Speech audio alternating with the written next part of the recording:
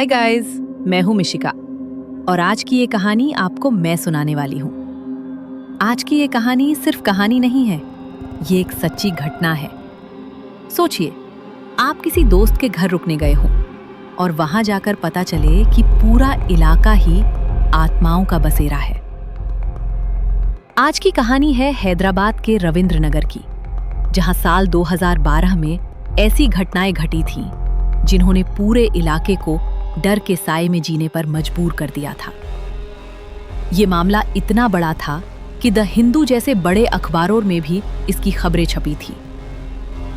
इससे पहले मैं आपको ये कहानी सुनाना स्टार्ट करूं, आप नीचे दिए गए बेल आइकन को दबाएं और चैनल को सब्सक्राइब करके इसे लाइक करें ताकि आने वाली सारी स्टोरीज आप तक सबसे पहले पहुंचे। तो चलो शुरू करते हैं। स्टोरी शुरू होती है अशोक से। अशोक एक वीडियो शूट के सिलसिले में हैदराबाद आया था और हैदराबाद में उसकी एक ही फ्रेंड थी, प्रिया, और उसने अपने रहने के लिए अपनी दोस्त प्रिया का घर चुना। प्रिया ने उसे दरवाजा खोलते ही एक बात साफ साफ कह दी, यहां शाम 6 बजे के बाद बाहर मत निकलना, क्योंकि 6 बजे के बाद इंसान नहीं, आत्माएं घूमती हैं। अशोक हंस पड़ा, अरे यार, तुम भी ना, इतनी मॉडर्न सिटी में ये सब। प्रिया का चेहरा सीरियस था, पर अशोक ने इसे एक मजाक समझकर इग्नोर कर दिया। उसे नहीं पता था कि वो जिस घर में खड़ा है वो चारों तरफ से कुछ अनदेखी चीजों से घिरा हुआ है। अगले दिन अशोक सुबह से शूटिंग में बिजी हो गया। कैमरा, लाइट, एक्टर्स, पूरा दिन ऐसे बीता कि उसे समय का पता ही नहीं चला। जब उसने घड़ी देखी तो रात के 10 बज चुके थे। उसका फोन डेड था और उसे अचानक प्रिया की बात याद आई, 6 बजे के बाद बाहर मत निकलना। पर अब बहुत देर हो चुकी थी। अशोक ने एक ऑटो लिया और ड्राइवर से कहा, रविंद्र नगर चलो। ड्राइवर ने जैसे ही ये नाम सुना, उसके चेहरे का रंग बदल गया। साहब, मैं मेन रोड तक छोड़ दूंगा, अंदर नहीं जाऊंगा। अशोक ने पूछा, क्यों?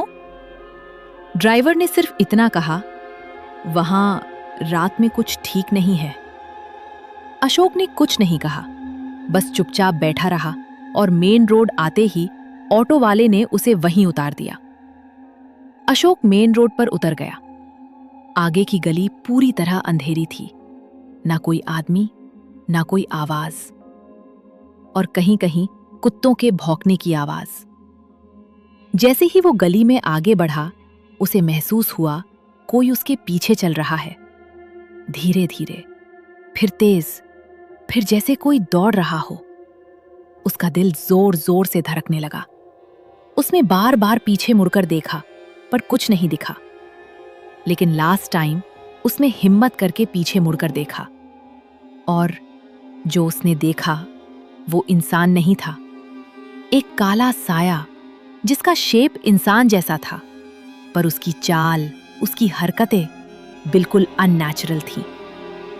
डर के मारे अशोक भागा और सामने एक घर का दरवाजा खुला देखा। वो बिना सोचे समझे अंदर घुस गया। अंदर एक बूढ़ा आदमी बैठा था। उसने धीरे से पूछा, कौन हो तुम? अशोक ने हाफते हुए सब बताया। आदमी ने उसे अंदर बैठने को कहा। उसकी बीवी और 2 बच्चे भी वही थे, पर कुछ अजीब था। पूरा परिवार बस उसे घूर रहा था, बिना पलक झपकाए।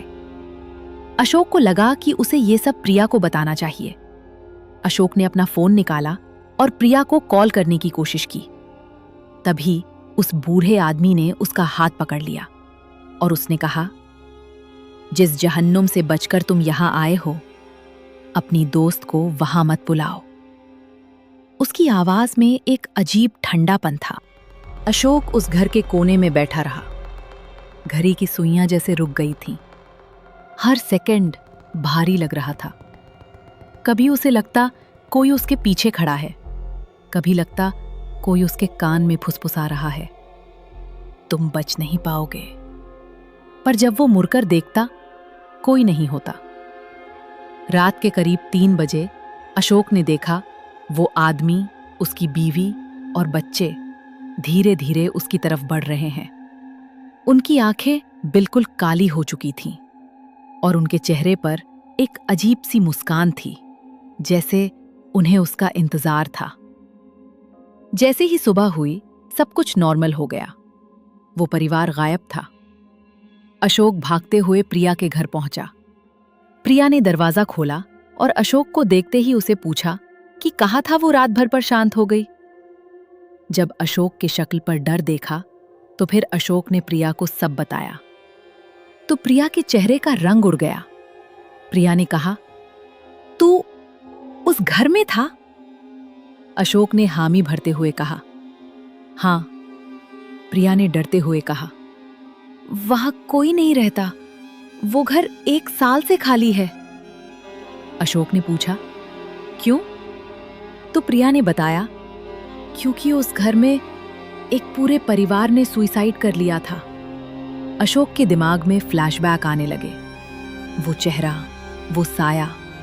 उसे रियलाइज हुआ, जिस साये को उसने बाहर देखा था, जिससे वो बचता हुआ उस घर में गया था, वही चेहरा उस बूढ़े आदमी से मिलता था। मतलब वो पूरी रात आत्माओं के साथ था। प्रिया ने बताया, 2012 में रविंद्र नगर में एक पुराना मंदिर था जिसे तोड़ा गया था। उसके बाद से वहां एक खतरनाक आत्मा भटकती है और शाम 6 बजे के बाद जो भी मिलता है उसे मार देती है। लोगों ने डर के मारे अपने घरों के बाहर जय श्री राम लिखना शुरू कर दिया था। अशोक ने उसी दिन हैदराबाद छोड़ दिया और कसम खाई कि वो कभी वापस नहीं आएगा। कहते हैं, आत्माएं कभी आपका भला नहीं चाहती, वो बस आपको भी अपने जैसा बनाना चाहती हैं। तो फ्रेंड्स, अगर आपके पास कोई कहानी है जिसे आप चाहते हैं कि वो कहानी लोगों तक पहुंचे, तो आप कमेंट्स में बताएं।